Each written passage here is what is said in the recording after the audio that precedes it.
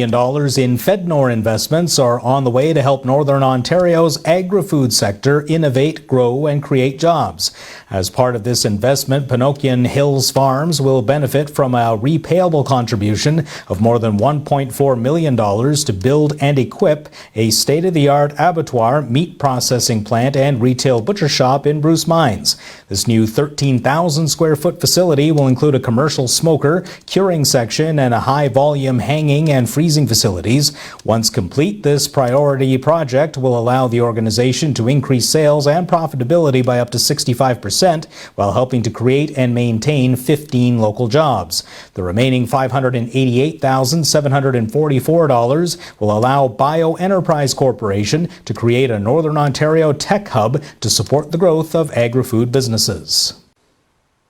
Ontario is reporting 783 new cases of COVID-19 and 5 new deaths related to the virus. Health Minister Christine Elliott says 239 of the new cases are in Toronto, 136 are in Peel Region, 127 are in York Region, and 89 are in Ottawa.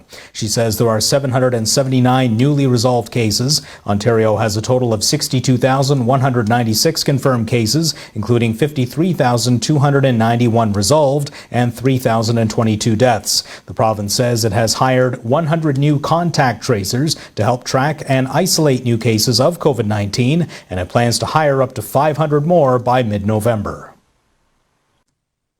Local hunting outfitters are feeling the crunch resulting from the month-to-month border closure. The moose hunt for our area will start this weekend, and one local business owner says it won't be the same. Bob Garson owns Garson's Fly-In Outpost in Sault Ste. Marie. He relies on Americans who book up to a year in advance to fill his allocation of moose tags. He says his business has done their best to encourage Ontario hunters to come, but the money isn't there, and with only cow tags left, he hasn't been able to get the domestic interest in his business.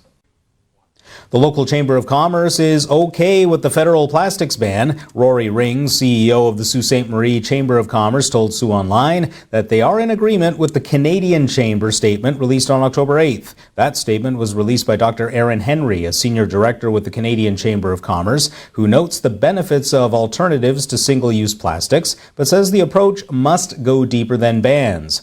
He's also concerned that without the ability to recycle the alternatives by building infrastructure such as recycling and waste facilities, this will end up costing more money to small businesses. Henry suggests producers of the waste need to be held responsible for the treatment or disposal of post-consumer products. Daniel LaPrade is up next with your local weather right after this.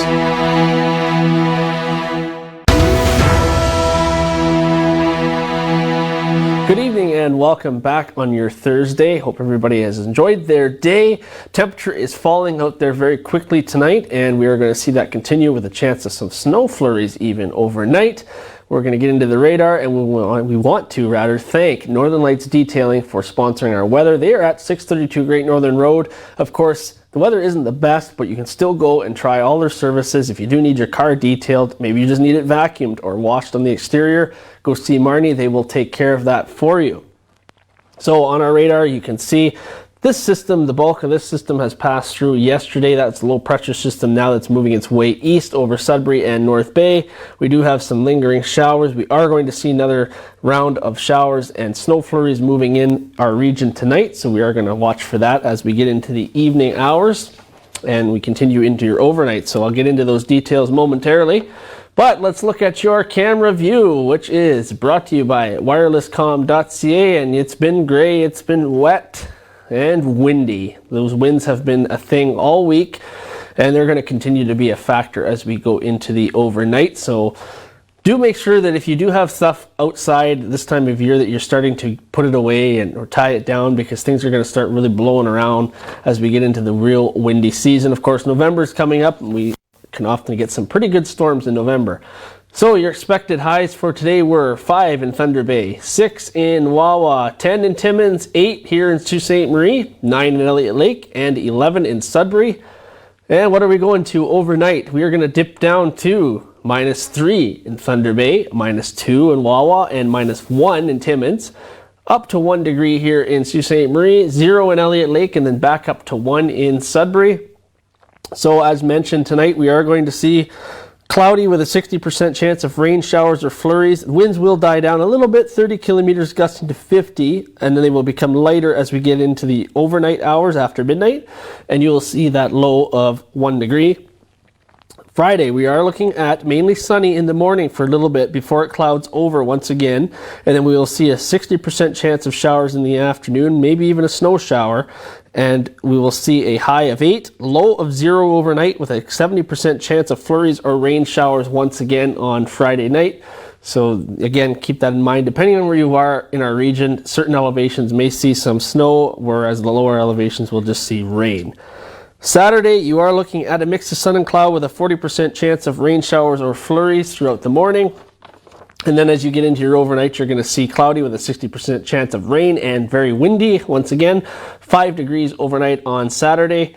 Sunday, you're looking at a high of 9, and it's going to be cloudy with a 60% chance of rain showers once again throughout your day and overnight. Maybe a chance of wet snow once again on Sunday night with a low of 2. And as we get into our 7-day here, well, it continues. Not much sun on the board there. We're going to see snow rain showers on Monday, potentially overcast on Tuesday before we get back into the rain, and getting up to 11 on Thursday if all goes well. That's going to be the warm day, and our overnight lows are staying in single digits the whole way through, but getting up to 8 degrees by Thursday night. So we got a wet week ahead as we go through the middle of October. So here's a nice weather photo from Daria James, who sent this in fall colors. So thank you very much for sending that in. Still got some time before the leaves all are gone, so make sure you get out and get some photos and send them in to ontvweather@gmail.com.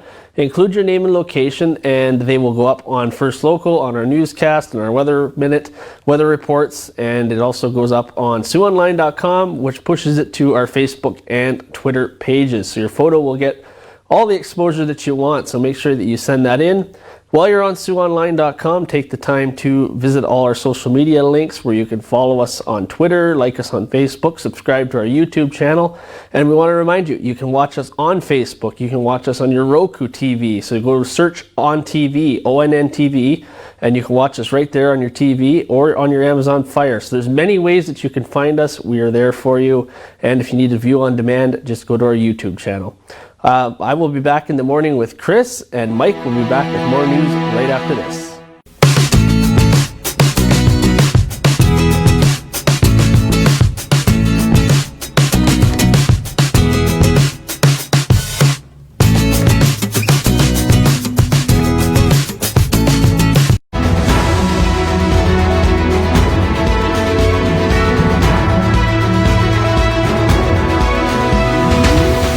As weather patterns begin to change, the City of Sault Ste. Marie is reminding residents to be prepared for potential rain and snow events. These changes in weather can lead to higher than normal water flows, which could cause the city's storm and sanitary sewers to exceed capacity.